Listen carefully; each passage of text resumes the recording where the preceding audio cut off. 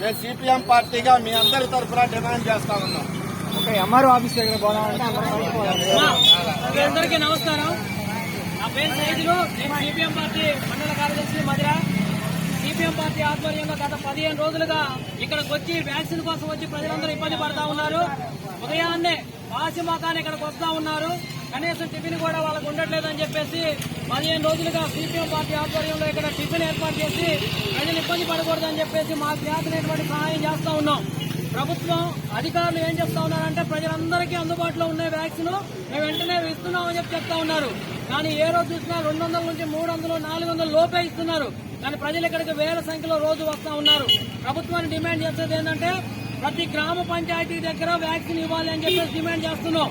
గ్రామ పంచాయతీల్లో వార్డుల్లో కనుక వ్యాక్సిన్ ఇస్తే ఇక్కడ జనాలు గుమ్మికూడరు.